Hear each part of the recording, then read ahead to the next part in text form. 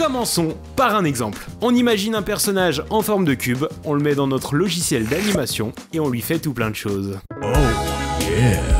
Et à la fin, il bouge. Ouais, c'est le concept de l'animation. Maintenant notre animation, on va la décliner en 3 versions, elles auront toutes la même durée, mais un seul petit paramètre va changer. Et voilà les 3 rendus.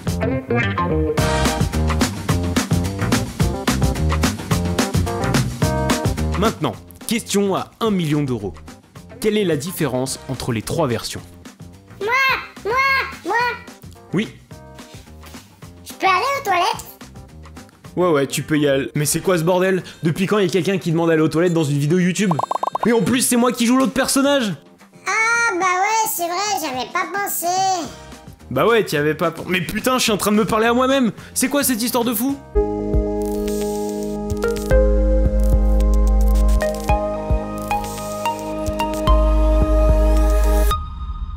Bon, revenons à nos moutons. La différence entre les 3 versions, elle est perceptible à l'œil nu. Si vous regardez bien, vous verrez que les 3 animations ne bougent pas pareil. La première, elle est à peu près normale et on distingue bien tout ce qui se passe.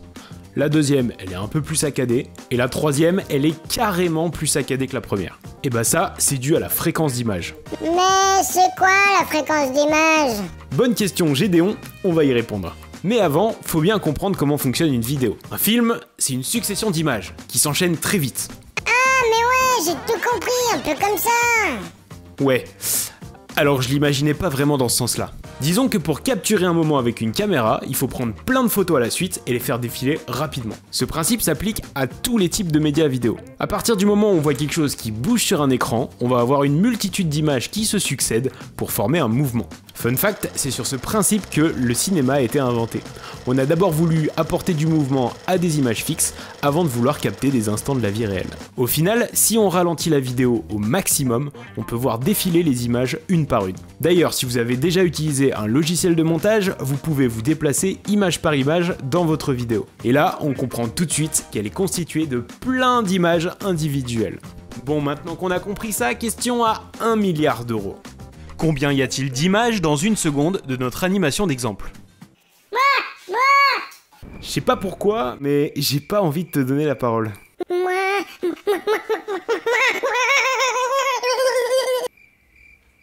Personne d'autre? Non? Gontran, peut-être? Moi, je peux, j'ai la réponse. Jeanne? Au secours? Moi, s'il vous plaît. Vous êtes conscient que je vais devoir lui donner la parole? Moi. Bon allez, Gédéon, je t'écoute. Yes. 30 plus 16 plus 8, ce qui fait 54. Putain, il a trouvé ce con. Gédéon a compris un point important. Les 3 animations de notre exemple n'ont pas la même quantité d'images. Mais alors c'est ça qui expliquerait l'effet saccadé? Eh bah ouais. Ça va, je déconne, on peut plus rigoler. Si vous vous souvenez bien, au début de la vidéo, j'ai dit qu'on changeait un seul paramètre entre chacune des 3 versions. Et bah, ce paramètre, c'est la fréquence d'image, qu'on appelle aussi cadence d'image ou framerate en anglais. Framerate. Ouais. Good. Alright. Oh, it's tea time. Let's go. Et en allemand? Comment on dit en allemand? Comment ça en allemand? Ah! On dit Framerate! Choucroute! Excusez-moi, j'ai oublié de prendre mes cachets contre la germanite.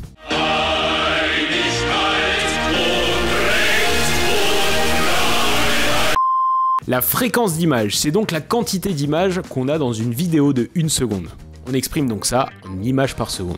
Dans le cas de notre exemple, la première vidéo est à 30 images par seconde, la deuxième à 16 images par seconde et la troisième à 8 images par seconde. Mais quel intérêt d'utiliser plusieurs fréquences d'images? C'est vrai ça. Pourquoi on n'utilise pas une seule fréquence d'image et puis basta, on est peinard? Eh bien, pour plusieurs raisons. La première, elle est purement esthétique. En fonction du rendu qu'on veut dans sa vidéo, on va choisir une fréquence d'image plutôt qu'une autre. Plus la fréquence va être élevée et plus il y aura d'images dans la vidéo. Et donc, par conséquent, plus les mouvements seront détaillés et précis à l'image. Alors attention, avoir une fréquence plus élevée, c'est pas forcément mieux. Déjà parce que la vidéo est plus lourde, et surtout, artistiquement, on va chercher du flou de mouvement qui va suggérer la vitesse, et c'est souvent plus esthétique. C'est d'ailleurs pas pour rien que la norme ciné est à 24 images par seconde. Mais on y reviendra. Les hautes fréquences d'image, c'est donc quelque chose qu'on va utiliser pas mal dans les jeux vidéo, mais aussi dans la captation de sport. Oh bah si, c'est un taxi qui l'emporte d'une courte tête. C'est ça qui permet à un spectateur de suivre à la perfection les mouvements d'un sportif ou de mieux analyser ce qui se passe dans un jeu. Mais je vais être honnête avec vous, ça a pas changé grand chose à mon niveau sur Candy Crush.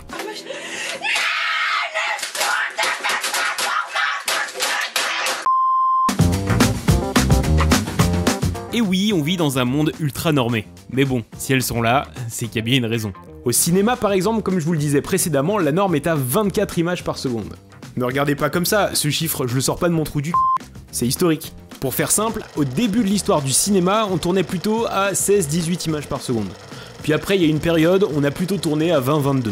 Un jour, on a eu besoin d'intégrer directement le son au film et de le synchroniser à l'image. On a donc intégré directement le signal sonore aux pellicules. J'en ai pas. Et 16 images, c'était un peu limite pour la qualité du son. Au final, passer à 24 images par seconde, ça a permis d'augmenter la taille de la bande pellicule sur une seconde, et donc d'avoir un signal sonore plus détaillé. Ce qui a amélioré la qualité du son. Comme quoi, des fois, c'est bien la taille qui compte. Pour ce qui est des fréquences d'image TV, on s'est basé sur le signal du courant électrique qui est à 50 Hz. Claude François, si tu nous entends. Oh, une ampoule! Ça vous fait un cœur tout neuf, ça vous accroche des ailes blanches dans le dos. Me revoilà, j'ai ressuscité. En divisant le signal de 50 Hz par 2, on tombe à 25. Ce qui est assez proche du format cinéma, donc les programmes TV sont souvent tournés à 25 ou à 50 images par seconde. Et aux States, bah c'est le même principe, hein, sauf que, allez savoir pourquoi, eux, leur courant électrique est à 60 Hz. Donc, bah, ils tournent principalement en 30 images secondes ou en 60 images secondes. C'est ricain, ils ont toujours besoin d'en avoir une plus grosse que les autres. Comme quoi, des fois, c'est bien la taille qui compte. Les géants du web étant américains, quand la vidéo est arrivée sur internet, c'est donc assez naturellement qu'elle s'est normée à 30 images par seconde. Comme quoi, des fois, c'est bien la taille qui compte. Aujourd'hui, les normes de tournage sont donc à 25 ou 30 images par seconde, 24 si vous voulez faire du ciné. En motion design, on va principalement utiliser le format 30 images par seconde parce que nos productions sont souvent à destination du web. Mais on s'adapte à tous les formats de diffusion. S'il faut une anime pour le ciné, bah on fera du 24. La troisième raison, c'est le changement de vitesse. Est-ce que vous voyez une scène filmée au ralenti, genre Matrix par exemple ?